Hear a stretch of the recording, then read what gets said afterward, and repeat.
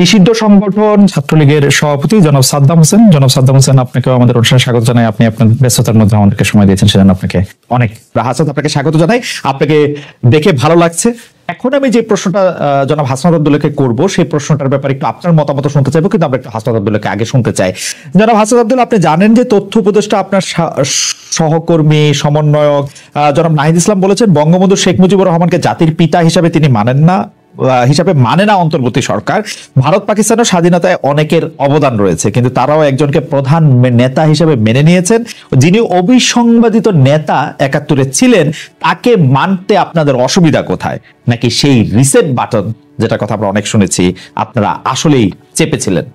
জনাব হাসনাত আব্দুল্লাহ, দেখেন, এই যে আমাদের বঙ্গবন্ধু তো একটা ব্যবসা হয়ে গিয়েছিল। আমরা যদি দেখি বিগত 15-16 বছর এই পুরো সময়টা বঙ্গবন্ধু একটা কালচারাল বঙ্গবন্ধু একটা হয়েছিল, কমার্শিয়াল বঙ্গবন্ধু একটা হয়েছিল, পলিটিক্যাল বঙ্গবন্ধু একটা হয়েছিল, এবং বঙ্গবন্ধুকে একটা হচ্ছে নবীর পর্যায়ে নিয়ে যাওয়া হয়েছিল, যাকে নিয়ে কোনো ধরনের মন্তব্য, কোনো ধরনের বক্তব্য, কোনো ধরনের ক্রিটিসিজম, অর্থাৎ তাকে আনক্রিটিক্যালি অ্যাকসেপ্ট করতে হবে, এই পর্যায়ে কিন্তু নিয়ে যাওয়া হয়েছিল। যেমন দেখেন, গত 16 বছরে 15 বছরে আপনি এই যে খালিদ মহিউদ্দিন ভাই, আপনি কি দেখেছেন যে বঙ্গবন্ধুকে নিয়ে কোথায় কোনো কার্টুন লেখা হয়েছে, ক্রিটিসিজম লেখা হয়েছে? আমরা দেখেছি একে খন্দকার যখন বঙ্গবন্ধুকে নিয়ে একটা কথা বলেছিলেন, তাকে পরবর্তীতে এসে কিন্তু আমরা দেখেছি প্রেস কনফারেন্স করে তাকে হচ্ছে ক্ষমা চেতে হয়েছিল, এবং বলতে হয়েছিল যে বিএনপি তাকে বাধ্য করেছিল যে ৭ই মার্চের ভাষণ নিয়ে ওই ধরনের একটা বক্তব্য দিতে, যে বঙ্গবন্ধু জয় বাংলার পরে জয় পাকিস্তানও বলেছিল।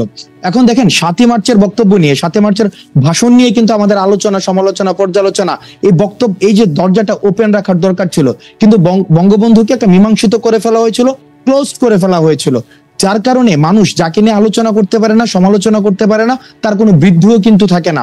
ঠিক একইভাবে বঙ্গবন্ধুকে এমন একটা পর্যায়ে নিয়ে যাওয়া হয় যেটাকে ইম্পোজ করা হয়, মানে পুরো জাতির কাছে কিন্তু এটা ইম্পোজ করা হয়। যেটা 5ই অগস্টে আপনারা দেখেছেন বঙ্গবন্ধুর যে আমরা দেখেছি মুজিবের মুজিবের মূর্তি যেভাবে ভাঙা হয়েছে, মানুষের যে উল্লাস প্রকাশ হয়েছে, সেটার মধ্যে দিয়ে কিন্তু মানুষের স্বস্তিটা কিন্তু প্রকাশ পায়। আপনি কোন জাতিকে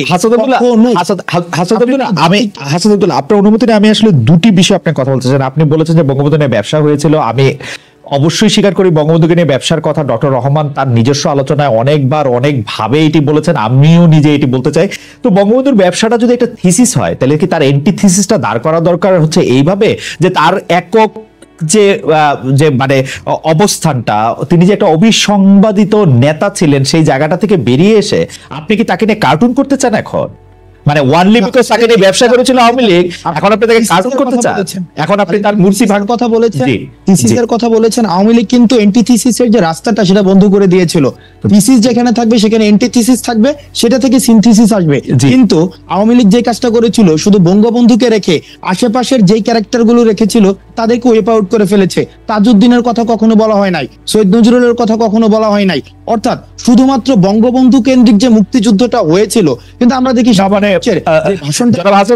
আমি আপনাকে একটু অনুরোধ করতে পারি যে আপনার তো অনেকগুলি ভার্সন, আপনি এখন কোন ভার্সনে আসেন আমি ঠিক জানি না, কিন্তু আপনাকে কি আমি দেখতে পারি যে আপনি বলছেন যে তাজউদ্দিন আহমেদ কোশিয়ার করা ছিল, তাজউদ্দিন আহমেদের পরিবারের থেকে সবাই আসলে সরকারে কোনো না কোনো ভাবে ছিলেন সবসময়। সৈয়দ আশরাফুল ইসলামের কথা, সৈয়দ নজরুল ইসলামের কথা বলেছে, তার পরিবারেরও আসলে মানে সদস্য আওয়ামী লীগের সর্বোচ্চ পর্যায়ে, দ্বিতীয় সর্বোচ্চ পর্যায়ে পর্যন্ত উঠেছিল। এবং আপনি থিসিস, এন্টিথিসিস এবং সিনথিসিসের কথা বলেছেন। আপনি নিশ্চয়ই এটিও জানেন ৭৫ থেকে ৯৬ সাল পর্যন্ত বঙ্গবন্ধুর নাম উচ্চারণ করা পর্যন্ত একটি নিষিদ্ধ জায়গা পর্যন্ত ছিল। আপনারা সবগুলি জিনিসই বিবেচনা করেছেন কিনা? দেখেন, ঠিক একইভাবে যেমন ৭৫ থেকে ৯৬ পর্যন্ত বঙ্গবন্ধুর নাম উচ্চারণ করা নিষিদ্ধ ছিল, ডিজিটাল সিকিউরিটি অ্যাক্টে বঙ্গবন্ধুকে নিয়ে কোনো ধরনের যেটাকে তথাকথিত, যেটাকে আমরা বলি যে হবে, মানে বঙ্গবন্ধুর যে কন্ট্রিবিউশন ক্ষুণ্ণ করা হবে, ধরনের বক্তব্য দেওয়া যাবে না, ডিজিটাল সিকিউরিটি অ্যাক্টে কিন্তু ছিল। আওয়ামী লীগকে যেভাবে উপস্থাপন করা হয়েছিল সেটা কিন্তু প্রশ্নবিদ্ধ। এখন ইতিহাস কিন্তু ম্যাথস না, ইতিহাস কোন এটার অবজেক্টিভ অ্যানালিসিসের জন্য ডোরটাকে ওপেন রাখতে হবে, এবং এটাকে আমরা কোনো ধরনের ম্যাথসের মতো কনক্লুশনে যেহেতু আসতে পারি না, বা এটার কোনো ধরনের সলিউশন নাই, সেটা সবার পলিটিক্যাল হিস্সা, সেটার হিস্টোরিক্যাল হিস্সা সবাইকে ইকুয়ালি দিতে হয়, যেই রাস্তাটা যেটা আওয়ামী লীগ নিজে বন্ধ করে দিয়েছে। এবং আমরা মনে করি সেই রাস্তাটা খুলছেন নাকি সে বন্ধ রাস্তার পাশে? আচ্ছা, আপনারা কি সেই রাস্তা খুলছেন নাকি সে বন্ধ রাস্তার পাশে আরেকটা বন্ধ রাস্তা করছেন? দুটি না, আমরা কোনো বন্ধ রাস্তা করছি না। এখানে জাতির পিতা হিসাবে যেভাবে চাপিয়ে দেওয়া হয়েছে, এটাকে পারিবারিক একটা টেন্ডার হিসাবে চালানো হয়েছে। পারিবারিক টেন্ডার, শেখ রাসেলের নামে জন্মদিন, এই যে পারিবারিক টেন্ডার চালানো হয়েছে, ফজলুদ্দিন নেসার নামে জন্মদিন, এভাবে একটা পরিবারের মধ্যে মুক্তিযুদ্ধটাকে কুক্ষিগত করা হয়েছিল। আমরা সেই ডোরটাকে ওপেন রাখছি, অর্থাৎ সবার যে ঐতিহাসিক হিস্সা সবাই ইকুয়াল প্রপোর্শনের ভিত্তিতে পাবে। আমরা সেই চর্চাটাকে আমরা করতে, মানে আপনি মনে করছেন যে বঙ্গবন্ধু এবং অন্যান্য আরো 4-5 জনের সমান হিস্সাই পাওয়া উচিত, মানে ইকুয়াল সবার, মানে everyone involved in the liberation equal, get there proper. মানে আপনি বঙ্গবন্ধুর ইকুয়াল আর কাকে 1971 সালে বাস্তবতা বঙ্গবন্ধুর ইকুয়াল আর কাকে মনে করেন যে তার সমান পাওয়া উচিত? দেখেন, এখন বঙ্গবন্ধুকে তো আপনি ক্রিটিসিজমের ঊর্ধ্বে রাখতে পারেন না, আমি ক্রিটিসিজমের ঊর্ধ্বে রাখতে চাই না। না আব্দুল্লাহ, আপনি আমাকে ভুল বুঝবেন না, আমি ক্রিটিসিজমের ঊর্ধ্বে রাখতে চাই না। আমি শুধু জানতে চাই যে 1971 সালে পাটাতনে দাঁড়িয়ে আপনি বঙ্গবন্ধুর ইকুয়াল পজিশনে কাকে রাখতে পারবেন। ডক্টর জাহেদ একটু উসখুস করছেন, আমরা ডক্টর রহমানকে শুনবো, কারণ উনি সবচেয়ে মানে মোক্ষম যুক্তিগুলি নিশ্চয়ই নিজের মনে আলোচনা করেন। আপনার কাছে একটু শুনতে চাই যে 71 পাটাতনে দাঁড়িয়ে আপনি কাকে আপনি ইকুয়াল মনে করেন? ইকুয়াল এখানে দেখেন, ব্যাকস্টেজে যাদেরকে আওয়ামী লীগ ফেলে দিয়েছিল, অর্থাৎ কাল্ট ফিগার, শেখ মুজিবকে যেভাবে কাল্ট ফিগার বানানো হয়েছিল, অন্যান্য আশেপাশের ফিগার গুলোকে একদম উইপ আউট করে, আমরা চাই প্রত্যেকেই এই হিস্ট্রিতে প্রপার ভাবে চর্চিত হোক, সবাইকে নিয়ে আলোচনা করা হোক, সবার যেই রাজনৈতিক হিস্সা, ঐতিহাসিক হিস্সা, তাকে সেভাবে বুঝতে, রাজনৈতিক হিস্সা এবং তাজউদ্দিন আহমেদের কথা আমরা বলতে পারি, সৈয়দ নজরুলের কথা আমরা বলতে পারি। আমরা ভাসানীকে নিয়ে কিন্তু আমরা চর্চা করতে সেভাবে দেখি নাই। আমরা যদি দেখেন গত 16 বছরে শুধুমাত্র বঙ্গবন্ধু এটাকে আমরা গতকাল একটা বক্তব্য দেখেছি, বঙ্গবন্ধুকে নিয়ে চর্চা করা নাকি একটা সওয়াবের সমপর্যায় পর্যন্ত হয়েছে। ইন্ডিভিজুয়াল একটা কোনো কারণে আপনি রাস্তায় নেমে যাচ্ছেন। এখন আমরা কিন্তু বারবার আমরা তাদেরকে রাস্তায় নামতে বাধা দেওয়ার মতো আমরা কেউই না, আমরা কিন্তু এই অথরিটি আমরা হোল্ড করিই না। যেমন গতকাল যখন আমরা হাইকোর্টে গিয়েছি, এই কাজটাকে আমাদের ছিল, এই কাজটা কিন্তু আমাদের ছিল না, কিন্তু আমাদেরকে করতে হয়েছে টু সার্ভ ন্যাশনাল ইন্টারেস্ট। আমি একটু এই প্রশ্নটা আপনাকে করতেই চাই, এটা আমার পরের প্রশ্ন ছিল যে আপনি ভালো করেছেন যে আপনি হাইকোর্টের প্রসঙ্গটা তুলেছেন, যে আপনারা বিক্ষোভ করে আগের প্রধান বিচারপতিকে অপসারণ করেছেন, এবং আপনারা কি জানি বলেছেন যে ফুল কোর্ট রেফারেন্সে তাকে এই করা যাইতে পারে, কিন্তু ফুল কোর্ট রেফারেন্স জিনিসটাই আসলে সেইটা না। এখন আরো বিচারকদের বিরুদ্ধে আপনাদের ক্ষোভ, আপনাদের অনুগত লোকজনের দিয়ে কি আপনারা কোর্ট সাজাতে চান, নাকি minus Awami League plus BNP Jamaat করতে চায়? লেয়ারে চলে গেছে, আলোচনাটা দুইটা লেয়ারে চলে গিয়েছে। আমি একটু পিছনে আপনার যে মানে প্রশ্নটা একটা মিসকনসেপশন না হয় পাবলিক পারসেপশনে থেকে যাবে, আমি স্পষ্ট করতে চাই। সেটা হচ্ছে যে কাউকে আন্দোলনে বাধা দেওয়া, সেটা রাইট বৈষম্যবিরোধী ছাত্র আন্দোলনে নেই, বা যারা হচ্ছে বিপ্লব করেছে তাদের নেই। কিন্তু আমরা যেহেতু সবাই চাচ্ছি এই গভর্নমেন্টটা ফেল না করুক, এই গভর্নমেন্টের পর্যাপ্ত সময় দিতে হবে। গত 16 বছর যেহেতু আমরা অপেক্ষা করতে পেরেছি, বিভিন্ন রাষ্ট্রের বিভিন্ন অসঙ্গতি নিয়ে কিছুদিন গভর্নমেন্টকে আমরা সময় দিই, একটা নির্দিষ্ট একটা যৌক্তিক সময় পর্যন্ত। দেন হচ্ছে আমরা যে আমরা দেখেছি ভাই, আপনি টিএসসি তে আসেন, ডিভোর্সের ইস্যু নিয়ে পর্যন্ত হচ্ছে টিএসসি তে মানুষ আসে, ডিভোর্সের ইস্যু, চাকরি জাতীয়করণ করা, তারপর হচ্ছে গ্রেডেশনের জন্য কেউ 9 গ্রেডে রয়েছে তাকে 8 গ্রেডে নিয়ে যাইতে হবে, 11 গ্রেডেটা 10 গ্রেডে নিয়ে যাইতে হবে। প্রত্যেক দিন এই পার্সোনাল ইস্যুগুলো নিয়ে কিন্তু আসে, এটা হচ্ছে একটা বিষয়। সুতরাং আমরা হাসিনার সুরে কথা বলছি না, অর্থাৎ গভর্নমেন্টকে যৌক্তিক সময় আমরা গভর্নমেন্টের সমালোচনা করি। আমরা গভর্নমেন্টকে যখনই দেখছি যে হচ্ছে প্রপারলি পাবলিক যে পারপাস রয়েছে, আমরা যেই স্বপ্ন নিয়ে হচ্ছে এই গভর্নমেন্ট এসেছিল সেটা যখন হচ্ছে না, আমরাও কিন্তু গভর্নমেন্টকে কিন্তু ব্যাপারটা এমন না যে ছাত্রলীগের মতো আমরা গভর্নমেন্টকে সবকিছুতে ব্লাইন্ডলি আমরা সাপোর্ট দিয়ে যাচ্ছি, ব্যাপারটা কিন্তু এমন না। যেটাকে কনস্ট্রাকটিভ ক্রিটিসিজমের মধ্য দিয়ে প্রপার ওয়ে ফাইন্ড আউট করা, সেটাই হচ্ছে আমাদের একটা কাজ। এবার আমি কি দ্বিতীয় প্রশ্নটায় যাব নাকি তৃতীয় প্রশ্নটা আপনি আমাকে আমার মনে হয় আপনি আপনার জায়গা থেকে পরিষ্কার করেছেন বিষয়টা। আপনি হাইকোর্টের এটাতে আপনি বলেন যে আপনারা হাইকোর্টে যেতেছেন, আপনারা প্রধান বিচারপতিকে অপসারণ করেছেন, তারপরে এখন দাবি তুলছেন অনেক বিচারকের অপসারণ করার থেকে। সেই ক্ষেত্রে কি আপনারা মাইনাস আওয়ামী লীগ করে জামাত বিএনপি প্লাস করতে চান, নিজেদের লোককে ক্ষমতায় বসাতে চান? আপনারা একটা লিস্ট কি দিয়েছেন যে এই লোককে আপনারা বিচারকে চান? আপনাদের সাথে কি আলোচনা করে নিয়োগ দেওয়া হচ্ছে যে এই লোককে নিয়োগ দিতে হইলে কি আপনারা বলবেন যে না উনি আওয়ামী লীগ করে সেজন্য দেওয়া যাবে না? ব্যাপারগুলি কি এরকম, মানে আপনারা আর কি? ওকে খালেদ ভাই, আমি এই জায়গাটা একটা স্পষ্ট করি। প্রথমত এই যে আমাদের ক্ষোভটা ছিল, এই দায়িত্বটা কার ছিল? এই দায়িত্বটা ছিল যেহেতু গভর্নমেন্টটা 2 মাসের বেশি ফর্ম হয়েছে, এই গভর্নমেন্টেরই কাজ ছিল যে এই 16 বছরে এই সরকারটাকে, এই একটা অবৈধ সরকারকে প্রতিষ্ঠিত করার জন্য আমরা বারবার দেখেছি হাইকোর্ট এক্ষেত্রে কিন্তু সবচেয়ে গুরুত্বপূর্ণ ভূমিকা রেখেছে। এখানে দেখেছি জুডিশিয়ারি বিভাগকে ব্যবহার করে আওয়ামী লীগ সরকার বিভিন্ন বিষয় তার নিজের মতো করে সাজিয়ে নিয়েছে। এখন দেখেন এই কাজগুলো ফ্যাক্ট ফাইন্ডিং কমিটি করে কাজটা কিন্তু ছিল যেটা আইন মন্ত্রণালয়ের, তারা যেহেতু করেনি, পরবর্তীতে একটা পর্যায়ে আমরা দেখলাম হাইকোর্ট প্রাঙ্গণে আবার খুনি হাসিনাকে পুনর্বাসন করার জন্য সেখানে হচ্ছে মিছিল দেওয়া হচ্ছে। এখন যেখানে এত আমাদের আব্দুল্লাহ, 1000-এরও বেশি আব্দুল্লাহ, আপনি কি আপনার ফর্মুলাতেই বলি, আপনি কি সরকারকে যথেষ্ট সময় দিলেন?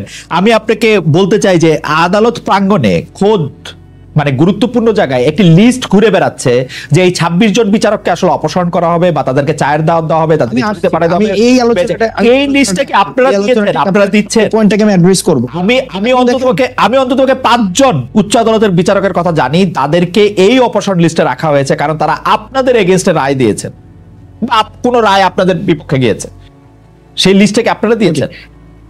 ওকে, ঠিক আছে, একদম এক কথায় উত্তর, আমরা বৈষম্যবিরোধী ছাত্র আন্দোলনের পক্ষ থেকে কোনো লিস্ট দেই না এবং দিবও না। কেন দিব না? কারণ এটা হচ্ছে মূলত প্রধান বিচারপতি সহ অন্যান্য যারা বিচারপতি বা এই বিষয়ে যারা হচ্ছে কনসার্ন কর্তৃপক্ষ, তাদের কাজ। এখন আমি যদি একটা লিস্ট ধরাই দেই যে 20 জনকে পদত্যাগ করেন, 25 জনকে পদত্যাগ করেন, মানে it will not actually set any perfect instance. তো যার জন্য আমরা এটা করেছি যে যারা গত 16 বছরে এই আওয়ামী লীগ সরকারকে বিভিন্ন অবৈধ জাস্টিস নিশ্চিত করেছে, তাদেরকে সেখানে হচ্ছে অপসারণ করতে হবে। এখন আমরা দেখেছি যে 5 বছর পরেও কিন্তু